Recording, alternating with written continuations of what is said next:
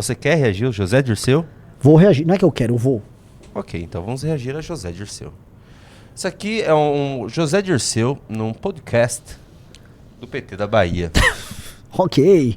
Cara, lembrando, esses podcasts, assim como aquele Opera Mundi, ninguém assiste. Só que as pessoas que interessam assistem. Uhum. Então é sempre bom a gente ficar de olho nessas coisas. É só o José Dirceu falando. Sim. É o Renan Santos do PT. Vamos lá. Não é mais o Dirceuzinho do MBL, agora ele é o Renan Santos do PT. Agora melhorou. Bora. Vamos ver o que ele tá falando. Analisarmos a situação da direita, eu tenho dito, fortalecimento, nós temos que observar como é que esses partidos estão se fortalecendo. Não é só parlamentar e eleitoral, também território, diretórios e lideranças e militância. PP, PF, PSD, PN, União Brasil, eles estão ficando fortes. Sim. Partido de Liberdade, no programa Borgia, a grande diferença hoje é que a direita diz que é direita, que é conservadora, tem a agenda dela, tanto moral como política e econômica, cada partido vai lá. Se nós olharmos, eu acabei de escrever um artigo que vai ser publicado agora sobre isso, polarização ou projetos para o país, né? Mostrando que quando o PSDB e o PT disputavam, também falavam que era polarização, não é polarização. Hoje o país está muito politizado. Está muito politizado e em disputa político-cultural. E a direita está ganhando essa disputa político-cultural. Isso é uma tarefa nossa. A tarefa de formar uma coalizão, um bloco social para fazer esse programa de desenvolvimento e a tarefa de disputar da maneira territórios e político-culturalmente com as forças de direita, porque elas vão permanecer. O bolsonarismo e as forças de direita, que são duas coisas diferentes. Eles não se unem no Congresso. Quando se unem, você viu, deu 31 senadores no Senado. Se eles elegerem 26, 15 senadores, eles vão ter 46 senadores, faltando 5 para a maioria constitucional, de fazer reforma da Constituição. Mesma coisa na Câmara. Nós, o PT e o PSB, o PDT, o PSOL, Rede, PV, nós temos 120, 130 no máximo. Não, chegou, 80 mais 30, 110, 110. Enfim, só agora tá falando de números. É só uma pequena análise aí que ele falou que a direita está ganhando, não? Eu acho imprecisa a análise do nosso...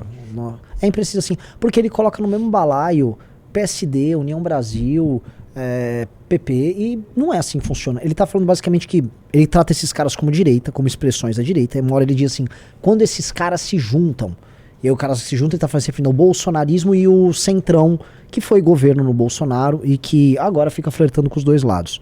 Ele trata tudo isso com uma massa só. E na verdade eles faziam isso inclusive quando o Fernando Henrique era presidente. Eles chamavam qualquer coisa que tinha ali de direita. Ah, direita. Então, mas faz sentido, Renan Santos, porque o que não for da ideologia deles para passar alguma coisa deles, vai ter enfrentamento com esses outros partidos. Não é um enfrentamento. É que assim, ele por uma opção, eu acho que é retórica, ele chama esses caras de direita. Porque quando ele se qualifica ali, ele fala, de esquerda só tem 120 deputados, que ele conta os do PT e os dos partidos ideológicos de esquerda. Ele fez uma conta ali que deu 120. Se a gente for fazer uma conta usando a mesma lógica dele, de direita ideológica, você não vai pegar 100. Mas a gente faz essa conta. Sim, nós fazemos essa conta pra nós e pra eles. Ele tá fazendo a conta só pra eles. Tipo, só o bloco deles é ideológico e o resto todo é direita. A gente faz uma separação em que a gente pode falar assim, política convencional, direita ideológica e esquerda ideológica. Você consegue fazer essa separação aqui. Ele tá falando assim, ó, a direita tá tendo diretórios, tá investindo. Por quê? Porque o PSD tá... Sim, o PSD do Kassab, ele é a direita. Talvez ele use uma categoria de direita ali, do tipo, as estruturas do Brasil, políticas, não sei o que, isso é direita, isso precisa ser vencida, blá, blá, blá, blá. Direita, ideológica, não é exatamente isso. Agora temos um sincericídio aqui. Então, essas tarefas são tarefas de médio e longo prazo. E o PT? E o papel do PT nisso? Porque também não vai delegar tudo para o governo fazer. Pelo contrário. Vou passar uma coisa, só uma observação aqui engraçadinha. Parece que os dois estão fanhos falando, né? Os dois estão falando bem assim, ó. Parece que eles estão falando com o nariz fechado, ó. Não vou julgar a dicção deles, né? Mas é dos dois. Os dois estão com dicção problemática. Também não vai delegar tudo para o governo fazer. Pelo contrário. No meu entendimento... Os dois estão fanhos. Por que tá tendo esse retorno? Não. É da live deles? Não, mas tem uma coisa aqui. Parece que eles estão falando com o nariz tapado. No meu entendimento. Acho que é da live deles mesmo. O papel do PT Primeiro, é que depois de 7 anos de repressão, nós sofremos uma repressão não só jurídica, como se fala da guerra jurídica, o uso da justiça com fins objetivos políticos, foi o mensalão, a Lava Jato. Nós sofremos repressão mesmo, porque nós não podíamos sair na rua com as camisetas da CUT, do CONTAG, do PT, do MST, do Movimento Trabalhadores Sem Teto. Sim. Risco de vida, por várias vezes. Os outros partidos. Então, e sofremos perdas políticas de lideranças, de quadros administrativos, dezenas, centenas. Não é com você, Júnior. Pegar mais uma aguinha, um café, se possível, por favor. Agora vem uma parte importante, quero que você preste atenção. Desde o mensalão. Então nós estamos num período de dezenas. Desde o mensalão eles são perseguidos. Perseguidos políticos. Cara, é que isso não é... Eu não acredito que ele acredite nisso, tá? Essa é a real. Centenas. Desde o mensalão. Então nós estamos num período de reorganização do partido. A principal tarefa é essa.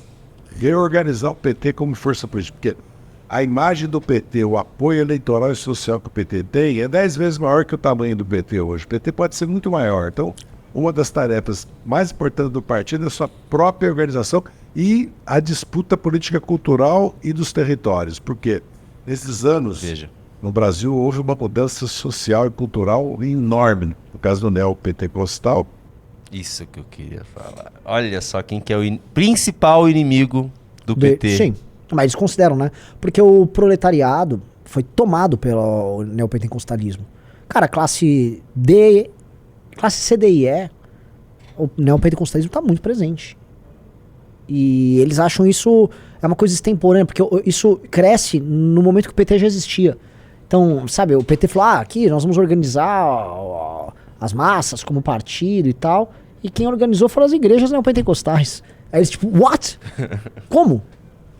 Isso é importante para sempre quando tiver qualquer aproximação do governo PT com igrejas, é tudo falso, é tudo um plano, é tudo para destruir, são inimigos, eles consideram os evangélicos inimigos, isso é uma coisa que sempre tem que deixar... E assim, só que o pastor que se une, né? Tem pastor que vai se unir. O pastor vai se unir. É aqui, ó, vendilhão, porque um pastor que topa se unir, sabendo a natureza dele, está fazendo por algum motivo, que é a natureza mercenária de um pastor que se une ao inimigo. Não há uma união tática. Esses caras estão muito ricos e assim, a bancada evangélica hoje é mais do que suficiente para preservar as igrejas de qualquer ataque. O Junito sabe disso. Passou agora alguma coisa, não sei se é relativa a impor, passou algum tema. Sempre as igrejas evangélicas elas saem com algum tipo de vantagem ou privilégio nisso aí. Então, elas não estão em vias de extinção em nada aqui. Tá? E o que me incomoda é o fato de os temas que sim podem gerar dano para as lideranças evangélicas e para a visão de mundo evangélica no Brasil, que é, por exemplo, o PL 2630, que afeta o discurso político moral aqui no Brasil, eles não entra. Ou seja, é leão para discutir sobre tributação de igreja, mas é tchutchuca para discutir sobre censura em redes sociais. Aí né? Ninguém nasceu ontem também, né? Lembrando que bancada evangélica, o Republicanos, tá... É do Republicanos que o PT vai apoiar para presidente? Não é do Republicanos? Para presidente da Câmara? Marcos Pereira do Republicanos, ele quer ser o presidente da Câmara do Lula. José Dirceu, Renan Santos, acabou de falar que o principal inimigo é o neopentecostalismo. E o pessoal vai fazer base pro Lula. A bancada evangélica vai fazer base pro Lula. Meu amigo Junito, se alguém ali acredita ali no que fala, pelo amor de Deus, né? Na verdade, a questão sabe o que é? O Zé Dirceu tem muito mais fé no Deus dele do que eles. O Zé Dirceu tem fé no Deus socialismo, nas ideias que ele defende. A fé dele nas ideias dele é real. O cara puxa a cana pelo que ele acredita. Ele é um inimigo formidável, o Zé Dirceu. É um inimigo que, eu vou te falar a palavra correta, é um cara que tem uma tenacidade e uma resiliência, tá? Assim, dificílimas de se encontrar. Já esses outros, qual é a tenacidade e resiliência desses? Nenhuma. É a cor do que servia ali, ó. É diferente. A natureza dos caras é muito diferente. E pra finalizar, eu tava vendo uma outra live que também com o José Dirceu, está muito saidinho. E uma moça aqui chamada Amanda Harumi também cometeu um baita sincericídio. Isso aqui eu achei interessantíssimo. Obrigado, Zé. Passa a palavra pra Amanda. Essa aqui. Bom, acredito que essa disputa no interior também vai Tá falando da eleição 2024. ser realmente contra o bolsonarismo. Eu sou de Itapetininga, interior de São Paulo. Lá, assim, 80% votou no Bolsonaro. E acredito que vai ter uma candidatura do PT, assim, numa disputa super difícil. Muito difícil ser petista, comunista, nesse interior do agronegócio. Grande agro. Brabíssimo agro. O agro olha só que interessante. O agro, por não ser apenas um setor econômico, mas um complexo cultural, o agro é muito mais forte e resistente no enfrentamento às esquerdas do que as lideranças neopentecostais. Eu considero o agro um inimigo mais formidável a eles do que o neopentecostalismo. Olha que coisa estranha. O agro tancou o STF agora. Tancou todo mundo. Quem derrotou o STF recentemente aqui no Brasil? Me falem, porque eu vou te falar uma coisa. O marco temporal é um tema concernente ao agro, fundamentalmente ao agro, e o agro catou assim, é pra derrotar quem? É pra derrotar o Centrão no Congresso, o Lula e o STF? Vem. E ó, vapo. Quem tinha que liderar a vitória contra o PL 2630, tanto contra o Lula, quanto no Congresso, quanto no STF, chama-se bancada evangélica. Porque a gente tá optando, que é uma defesa do nosso campo político, em lutar, né, pra poder fazer a defesa das nossas ideias. Agora, deles é uma defesa existencial. Ele quer dizer que eles não vão poder pregar a agenda moral deles abertamente, senão os conteúdos deles vão ser derrubados. E eles estão quietos. Eles não falam disso, não falam.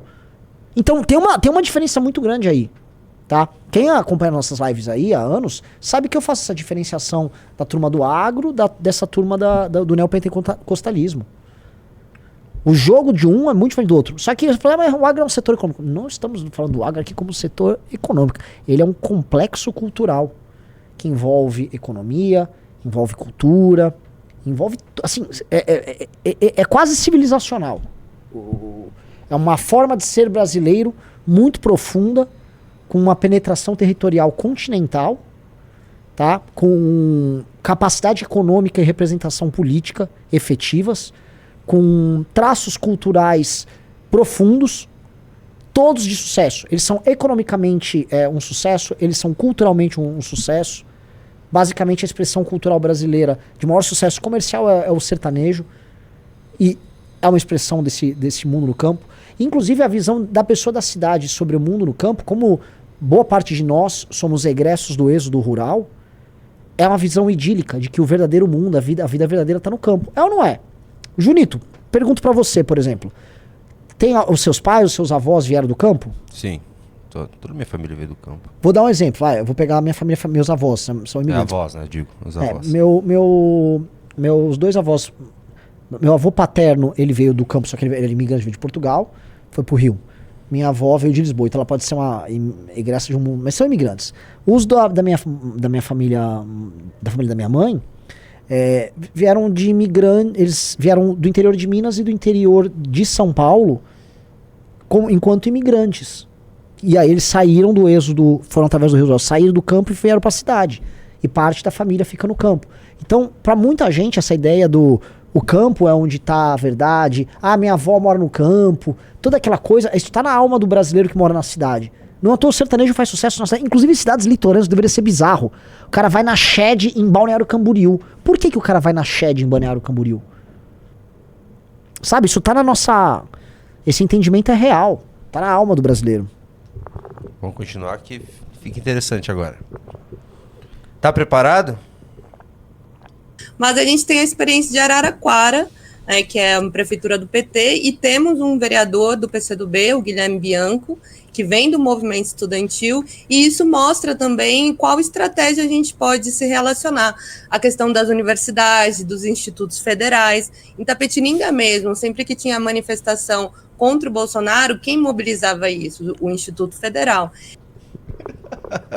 Isso aqui é um prato cheio pros bolsonaristas, cara. Mas é isso. Aparelhamento. Não é prato cheio nenhum, cara. O Bolsonaro não foi lá, ele aceitou todas as indicações dos caras de esquerda pra assumir as universidades federais. Isso é um absurdo, cara. Isso é um absurdo, ele aceitou tudo. Não mexeu em nada nisso. Fechou o Ministério da Cultura, transformou numa secretaria e deu o Lei Rouanet. Acabou com isso. Acabei com isso. E aí tá a esquerda usando esse aparato educacional, cultural. Toda a esquerda tomou pra si há muito tempo e faz uso dele, enquanto o Bolsonaro, não vou usar pra nada, não vou fazer nada. Tá aí.